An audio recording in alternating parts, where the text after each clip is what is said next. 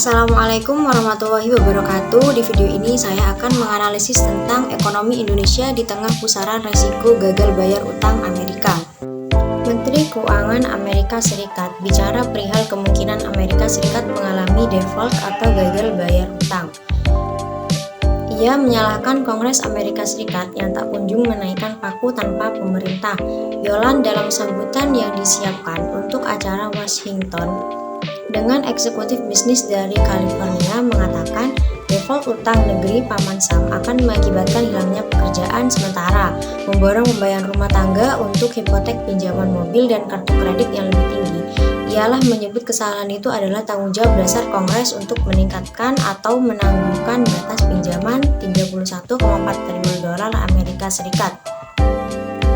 Yellow juga memperingatkan bahwa default akan mengancam kemajuan ekonomi yang telah dibuat Amerika Serikat sejak pandemi COVID-19. Selain itu, jika plafon utang tidak dinaikkan, menurut bisnis Amerika Serikat akan menghadapi pasar kredit yang memburuk dan perintah kemungkinan tidak akan dapat mengeluarkan pembayaran kepada keluarga militer dan manula yang bergantung pada jaminan sosial.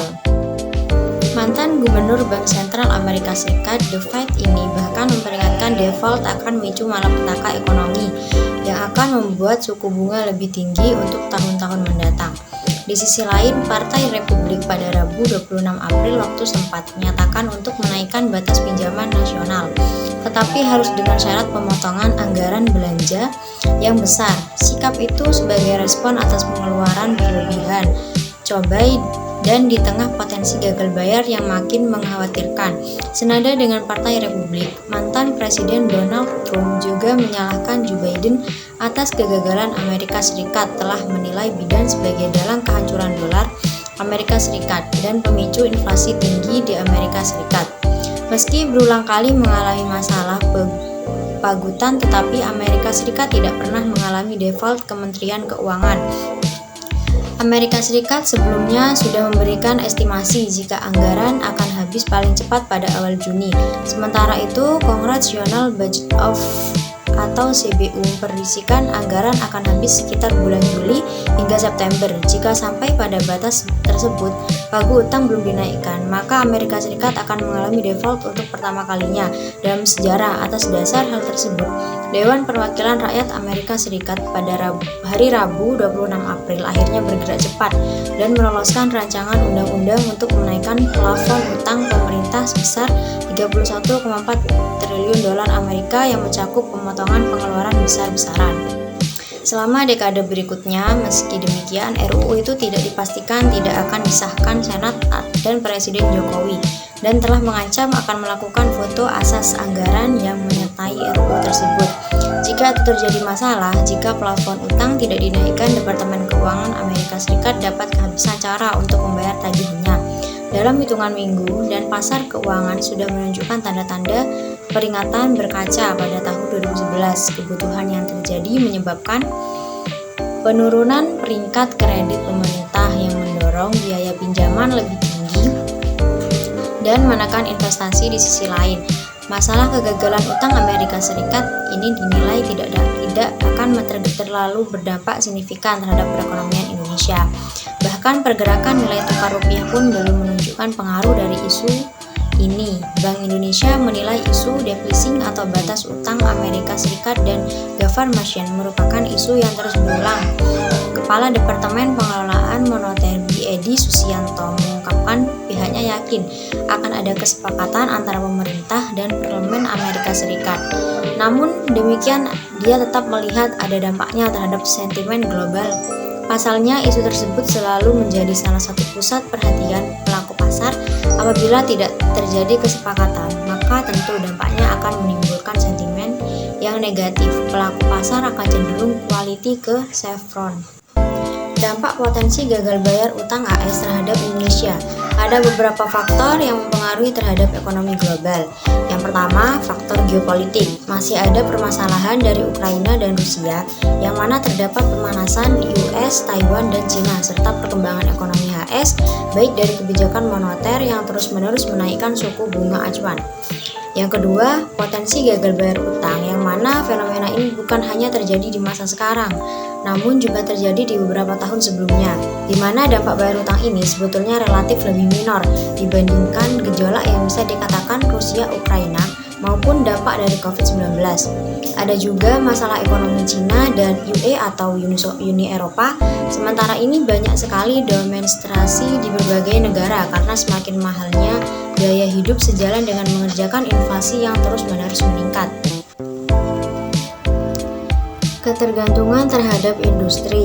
Pertama, ekonomi triwulan 1 2023 tumbuh 5,3, banyak ditopang oleh sektor industri dan masih tingginya peranan transportasi dan perdagangan. Yang kedua, meski demikian, ekonomi ini sangat bergantung terhadap industri. Jika industri bergerak santai, maka akan menyebabkan ekonomi Indonesia berjalan di tempat pada penumbuhan 5% saja.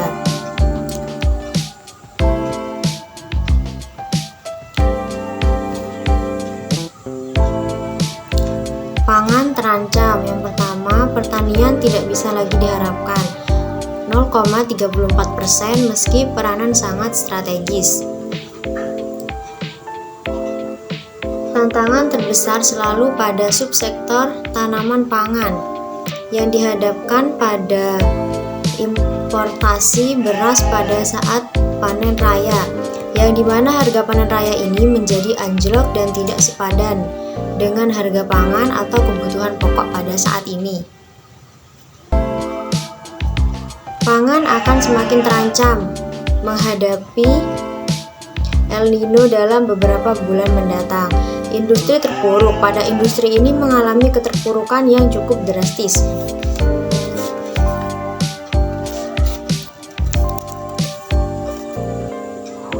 Pada industri keterpurukan ini juga mengalami stagnasi atau penurunan. Penurunan di beberapa industri strategis seperti tembakau, kulit dan alas kaki, furnitur, tekstil, dan kayu yang berbasis ekspor mengalami keterpurukan, baik karena ekspor atau eksternal. Beberapa mitra dagang mengalami penurunan termasuk daya beli rendah. Jadi permintaan dalam negeri untuk produk di atas menurun. Faktor eksternal, penurunan permintaan ekspor dan daya beli masyarakat menjadi penyebabnya. Meski demikian, terdapat kebijakan yang mendorong industri menjadi sunset industri, salah satunya seperti tembakau. Simpulan dan implikasi kebijakan. Capaian PE triwulan 1 2023 tumbuh ekspansif. Hanya saja pertumbuhan ekonomi masih mengandalkan kontribusi dari konsumsi dan ekspor. Kondisi ini masih tetap kondisi yang sama pada periode yang sama tahun sebelumnya.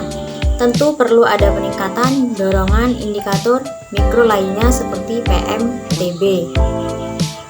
Konsumsi rumah tangga masih tetap business as usual, tapi dari transportasi dan komunikasi, restoran dan hotel atau pariwisata, makanan dan minuman relatif tumbuh namun lemah. Kesehatan dan pendidikan tumbuh menguat, plus juga properti yang cenderung mulai bergairah, namun sangat disayangkan konsumsi pakaian, alas kaki dan jasa perawatan yang tumbuh kian menurun. Perlunya meningkatkan lapangan pekerjaan yang berasal dari industri yang menyerap tenaga kerja yang banyak seperti industri pengolahan agar menjaga sustainabilitas konsumsi masyarakat. Realisasi investasi per TW1 2023 masih belum optimal, padahal meningkat 16,5%